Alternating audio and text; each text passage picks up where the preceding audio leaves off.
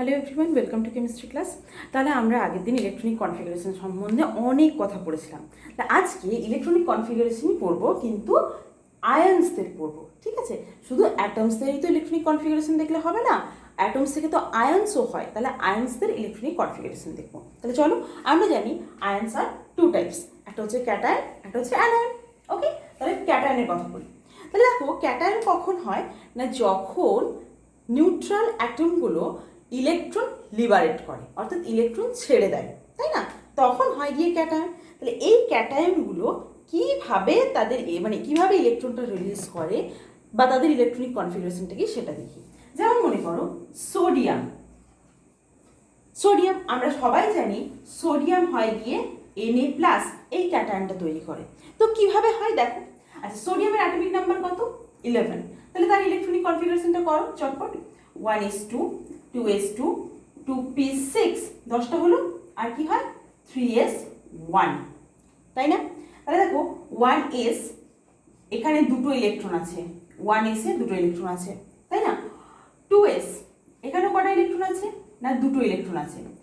2p, এখানে দেখো পিতে 6টা ইলেকট্রন আছে, 1 2 3 4 5 6, 6টা পুরোপুরি স্টেবল। আর আমরা জানি এটা নিয়নের কনফিগারেশন, তাই না? নিয়নের ইলেকট্রনিক কনফিগারেশন হচ্ছে 1s2, 2s2, 2p6। এবার কি হয়েছে, ঠিক তার পরের অরবিটালটাতে একটা ইলেকট্রন ঢুকে গেছে, অর্থাৎ 3s এ একটা ইলেকট্রন ঢুকেছে, তাই না? তাহলে কি হয় দেখো, সোডিয়াম দেখছে যে আমার যদি কোনোভাবে এই একটা ইলেকট্রন ছেড়ে দিতে পারি আমি, তাহলে আমি নিয়নের মতো, নিয়ন হয়ে যাব না, কিন্তু নিয়নের মতো ইলেকট্রনিক কনফিগারেশন আমি পেয়ে যাব। সেই জন্যে সোডিয়াম কারোর হেল্প ছাড়াই ও কি করে, ভেতর থেকে নিজের এনার্জি রিলিজ করে, আমার শক্তিটাও তুমি নাও আর তার সাথে ইলেকট্রনটাও নাও। ব্যাপারটা হচ্ছে, মনে করো আমার কাছে কোনো একটা জিনিস আছে, তোমরা আমার কাছ থেকে সেই জিনিসটা নিতে চাইছো, তাহলে আমি কি বলবো, আমাকে পয়সা দাও, তারপর জিনিসটা নিয়ে যাও, তাই না? এবার মনে করো ওই জিনিসটা আমাকে কষ্ট দিচ্ছে, বাই চান্স ওই জিনিসটা আমার হাত থেকে যদি চলে যায়, আমি অনেক বেশি শান্তি পাবো। তাহলে আমি কি বলবো, বাবা তুমি পয়সাটাও নাও আর এই জিনিসটাও নাও, আমাকে মুক্তি দাও। সোডিয়ামের ক্ষেত্রে ব্যাপারটা ঠিক সেই রকম। কি হচ্ছে না, ও দেখছে আমার আগের নিয়ন সে এত বেশি স্টেবল, এরকম কনফিগারেশন পেয়ে আমার ভেতরেও এই কনফিগারেশনটা আছে, কিন্তু তার সাথে একটা মাথায় বোঝা আছে। তাহলে ভাই তুই আমার বোঝাটা নিয়ে যাবি, তোকে আমি 100 টাকা দেবো বলে সোডিয়াম 100 নয়, প্রচুর এনার্জি রিলিজ করে। এনার্জি রিলিজ করে এই সবচেয়ে বাইরের কক্ষপথে যে ইলেকট্রনটা আছে সেটাকে বের করে দেয়। তাহলে সোডিয়াম যদি একটা ইলেকট্রন বের করে দেয়, সোডিয়ামের অ্যাটমিক নাম্বার 11, তার তার নাম্বার অফ প্রোটনও হচ্ছে 11 আর নাম্বার অফ ইলেকট্রনও হচ্ছে গিয়ে 11, তাই না? যদি এই ইলেকট্রনটা রিলিজ করে দেয়, তাহলে তার টোটাল নাম্বার অফ ইলেকট্রন কত হয়ে গেল? 10, তাই না? নাম্বার অফ ইলেকট্রন কত হয়ে গেল? 10। কিন্তু প্রোটনকে কি সে রিলিজ করতে পারবে? নিশ্চয়ই নয়। তাহলে নাম্বার অফ প্রোটন কত থাকছে, পজিটিভ চার্জ কত থাকছে? 11। এবং ইলেকট্রন কটা হচ্ছে না, 10টা। তাহলে পজিটিভ চার্জ আছে কি আমার 11টা, আর নেগেটিভ চার্জ আছে কি আমার 10টা। কার পাল্লা ভারী? পজিটিভের। কতটা ভারী? 1 ইউনিট ভারী। সেই জন্য হচ্ছে গিয়ে সোডিয়াম প্লাস। বোঝা গেছে? যটা ইলেকট্রন রিলিজ করবে অ্যাটমটা তত পজিটিভ হবে, এক কথায়। তাহলে ইলেকট্রনিক কনফিগারেশনটা কি হবে? 1s2, 2s2, 2p6, 3s, আর হবে কি 3s0। নিয়নের মতো ইলেকট্রনিক কনফিগারেশন। তার আমি দেখাবো এটা হচ্ছে কি 2p6 আর 2s2, 2p6। ক্লিয়ার হয়েছে? তার ইলেকট্রন সবসময় বেরোবে আউটার মোস্ট অরবিটাল থেকে, যেটা আউটার মোস্ট অরবিটাল সেখান থেকে ইলেকট্রনটা রিলিজ হবে। ক্লিয়ার? দেখি নেক্সট ম্যাগনেসিয়াম বলি নাকি 12, ম্যাগনেসিয়াম Mg 12, তারপর অ্যালুমিনিয়ামটা দেখাচ্ছি।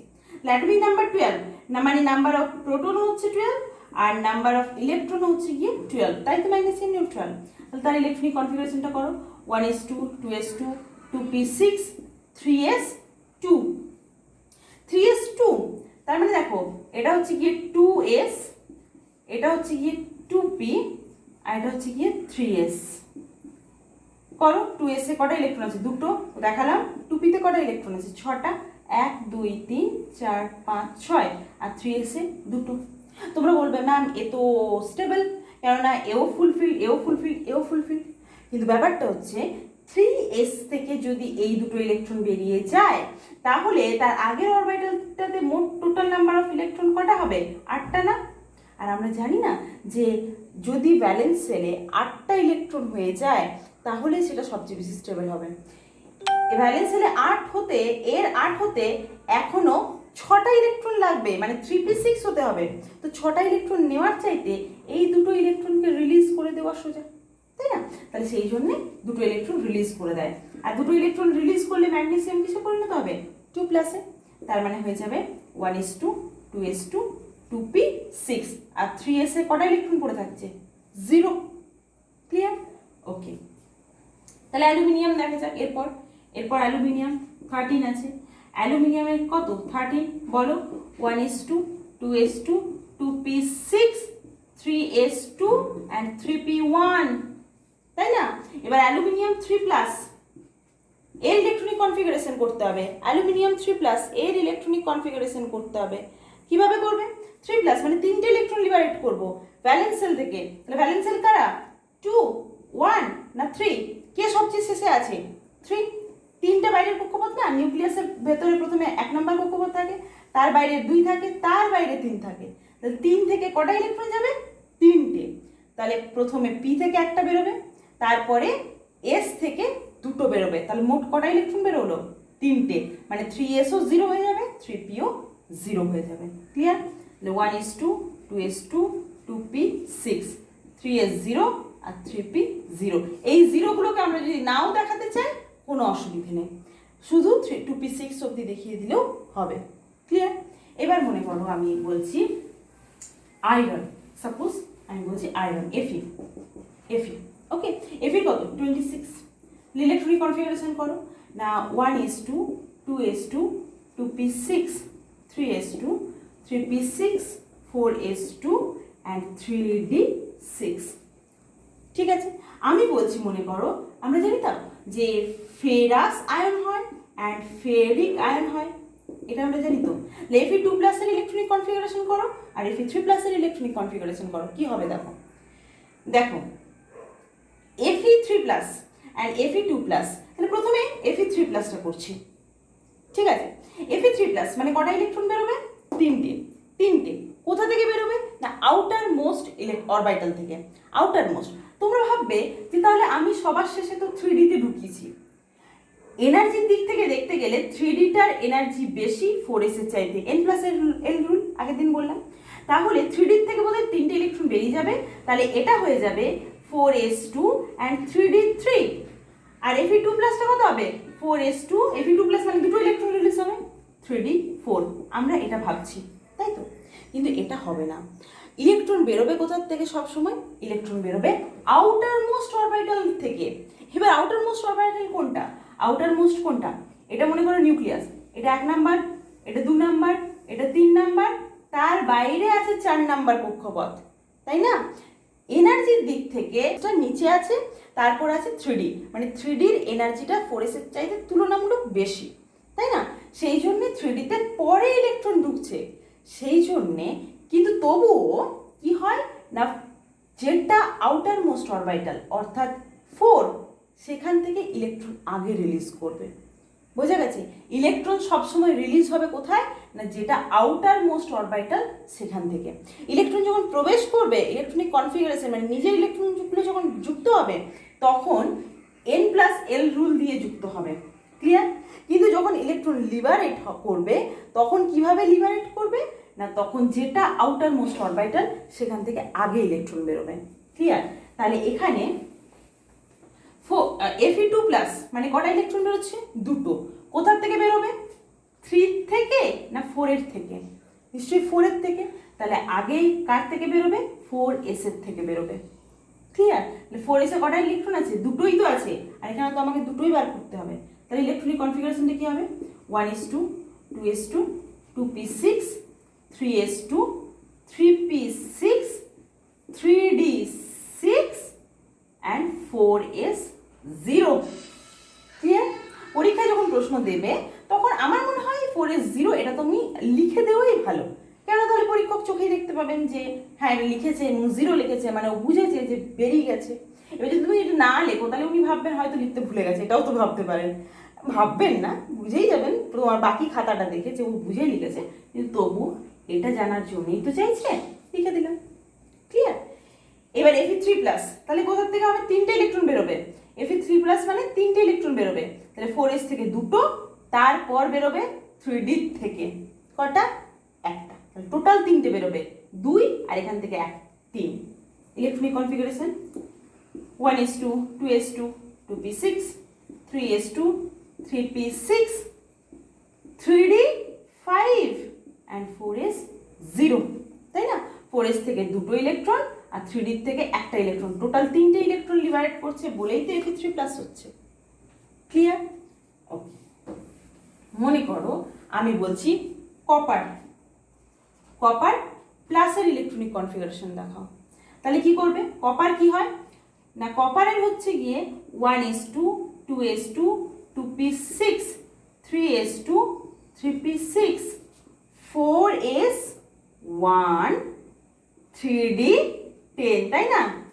কপার কত? 29 তো, এক্সেপশনটা আমরা আগের ক্লাসে বলেছি। তাহলে কি হয়? 4s1 3d10, তাই তো? তাহলে কপার প্লাসটার কি হবে? কপার প্লাস একটা ইলেকট্রন লিবারেট করবে, কোথা থেকে করবে? যেটা আউটার মোস্ট অরবিটাল সেখান থেকে করবে, মানে 4s1 এখান থেকে এই 1 একটা ইলেকট্রন কি হবে? বেরিয়ে যাবে, তাই না? তাহলে ইলেকট্রনিক কনফিগারেশনে কি হবে?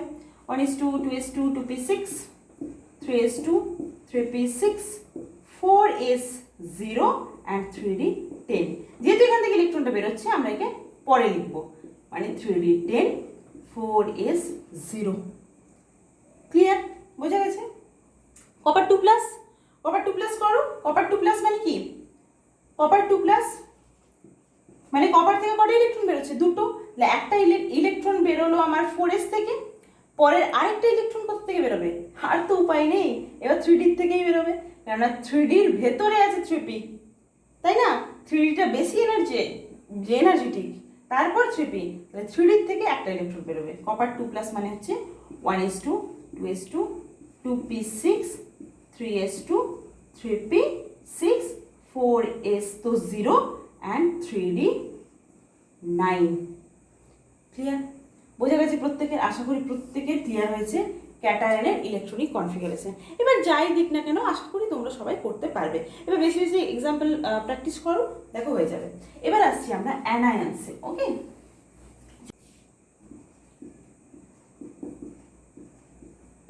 অ্যানায়ন্সের জন্য কি হবে? যে কোনো একটা বলো, মনে করো অক্সিজেন বলছি। ওকে, O2- হয়, আমরা প্রত্যেকে জানি O2-। তাহলে অক্সিজেন, প্রথমে অক্সিজেনের ইলেকট্রনিক কনফিগারেশন করো। অক্সিজেনের কত atomic number? 8, 1s2 2s2 and 2p4, তাই না? তাহলে 2s এ আছে 2টো ইলেকট্রন and 2p তে আছে কটা? 4টে, 1 2 3 4। দেখো 2s আর 2p তে 2টো ইলেকট্রন ঘাটতি আছে, এই যদি 2টো ইলেকট্রন পেয়ে যায় কোনোভাবে তাহলে এটা ফুলফিল হয়ে যাবে, তাই না? সেই জন্যই 2টো ইলেকট্রনও গ্রহণ করে, গ্রহণ করে কি হয়? 2- 2 নেগেটিভ চার্জ হয়, তাই না? তাহলে ইলেকট্রনিক কনফিগারেশনটা কি হবে বুঝতেই পারছি। 1s2 2s2 2p4 ছিল, 2টো ইলেকট্রন গেইন করে কি হবে? 2p6। পিতে 6টার বেশি ইলেকট্রন থাকে না, p6ই হয়ে গেল। p6 হয়ে গেল মানে কি হচ্ছে? ফুলফিল হয়ে যাচ্ছে, তাই না? 1 2 3 4 5 6 ফুললি ফিল্ড হয়ে যাচ্ছে, এক্সট্রা স্টেবিলিটি গেইন করছে। তাহলে 1s2 2s2 2p6 এটা কার ইলেকট্রনিক কনফিগারেশন? সবাই জানি আমরা নোবেল গ্যাস নিয়ন, নিয়নের ইলেকট্রনিক কনফিগারেশন। মানে অক্সিজেন বাইরে থেকে 2টো ইলেকট্রন গ্রহণ করে কার মতো? মোর স্টেবল নিয়ন, যাকে আমরা নোবেল গ্যাস বলি, তার মতো ইলেকট্রনিক কনফিগারেশন গেইন করেছে। মানে নিয়ন হয়ে যায়নি, নিয়নের মতো ইলেকট্রনিক কনফিগারেশন গেইন করেছে। ক্লিয়ার? ওকে, এবার মনে করো নাইট্রোজেন। আমরা নাইট্রোজেনের কত জানি? নাইট্রোজেন 3- হয়, জানি তো? নাইট্রোজেনের অ্যাটমিক নাম্বার কত? 7। Electronic configuration 1s2 2s2 2p3, এটা আগের দিন বলেছিলাম তাই না, 2s and 2p, 2s2 2p3। দেখো তিনটে ইলেকট্রন পেলেই 2p6 হয়ে যাবে না, এটা হাফ ফিল্ড আছে, তিনটে পেলেই ফুললি ফিল্ড হয়ে যাবে তাই না, তাহলে কি হবে, সেই জন্য 3 মাইনাস হয় তো 1s2 2s2 2p6 হয়ে যাবে তাই তো।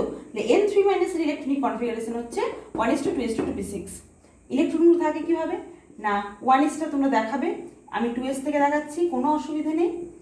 2pতে কটা ইলেকট্রন হয় না, তিনটে ছিল, আরও তিনটে বাইরে থেকে ইলেকট্রন প্রবেশ করেছে, 2sে তো আগের থেকে ইলেকট্রন ছিল। ক্লিয়ার? ওকে, এবার মনে করো আমি দেখাচ্ছি কোনো একটা বলো, ক্লোরিন। আমরা জানি, প্রত্যেকে জানি ক্লোরিন Cl মাইনাস হয় তাই না, ক্লোরিন Cl মাইনাস মানে কি হবে, ক্লোরিনের কত 17, 17 মানে 1s2 2s2 2p6 3s2 3p5, তবে না 17 হচ্ছে, এই যে 10 আর সাথে 17। দেখো 3p যদি 6 হয়ে যায় তাহলেই তো ফুললি ফিল্ড হয়ে যাবে, সেই জন্য একটা ইলেকট্রন গেন করতে হবে, সেই জন্যই তো Cl মাইনাস হয়। Cl2 মাইনাসও হয় না, Cl3 মাইনাসও হয় না, ও মাত্র একটা ইলেকট্রন পেয়ে গেলেই ফুললি ফিল হয়ে যাবে। তাহলে কি হবে 1s2 2s2 2p6 3s2 আর 3p5 ছিল, একটা ইলেকট্রন গেন করে হয়ে যাবে 3p6, এক্সট্রা স্টেবিলিটি। এটা কার ইলেকট্রনিক কনফিগারেশন পেয়ে গেল, আর্গন। আর্গনও তো নোবেল গ্যাস নাকি, আর্গনও তো নোবেল গ্যাস, তাহলে আর্গনের মতো ইলেকট্রনিক কনফিগারেশন যদি পেয়ে যায় তো বেশি স্টেবল হবে, ওই জন্য একটা ইলেকট্রন গেন করে নিল এবং আর্গনের মতো ইলেকট্রনিক কনফিগারেশন পেয়ে গেল। ক্লিয়ার? আর্গনের মতো ইলেকট্রনিক কনফিগারেশন পেয়ে এক্সট্রা স্টেবল হয়ে গেল। 3s এর দুটো ইলেকট্রন ছিলই, আর 3pতে কটা আছে 1 2 3 4 5 6।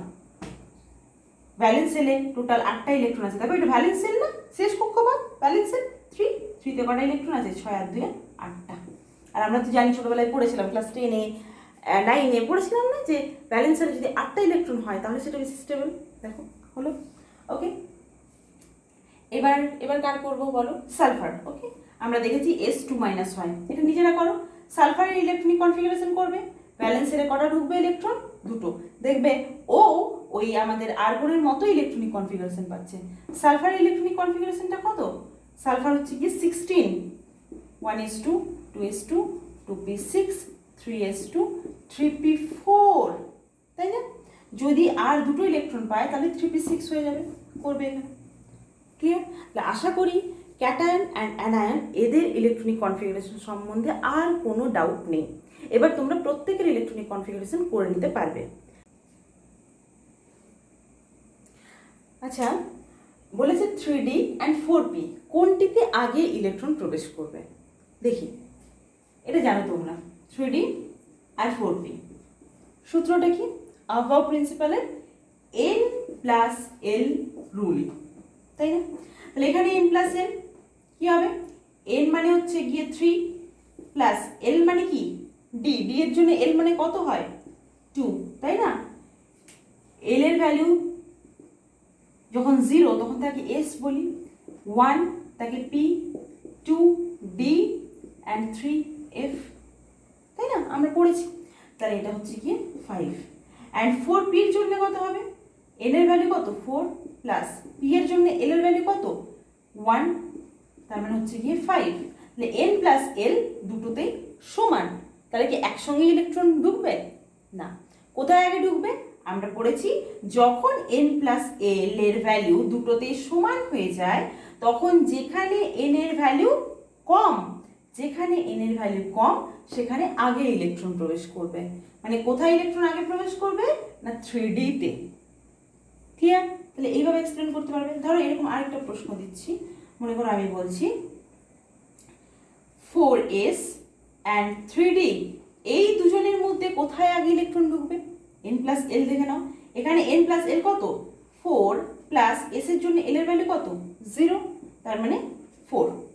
আর এখানে কত হবে 3 প্লাস 2 ইজ ইকুয়াল টু 5। তাহলে এখানে n প্লাস l কিন্তু সমান নয়, কোথায় কম না 4s এ কম। হতে পারে 3d আগে আসছে, n এর ভ্যালু এখানে ছোট, এখানে n এর ভ্যালু বড়, ভাবছি বোধহয় এখানে আগে ঢোকার কথা কিন্তু ঢুকবে না। কেন না n প্লাস এল এর ভ্যালু আমি যদি দেখি তাহলে দেখব 4s এ n প্লাস এল এর ভ্যালু কম এবং 3d তে n প্লাস এল এর ভ্যালু বেশি, তাই 4s এ আগে ইলেকট্রন প্রবেশ করে তারপর 3d তে প্রবেশ করে। এরকম ছোটোখাটো প্রশ্নগুলো তোমরা প্র্যাকটিস করো। আমাদের অ্যাটমিক স্ট্রাকচার পুরোটাই শেষ হয়ে গেছে, আমাদের পুরো কমপ্লিট হয়ে গেছে। যদি কারোর কোনো রকম প্রবলেম থাকে তোমরা আমাকে করতে পারো, আমি তোমাদের উত্তর দেওয়ার চেষ্টা করব। ওকে, থ্যাংক ইউ।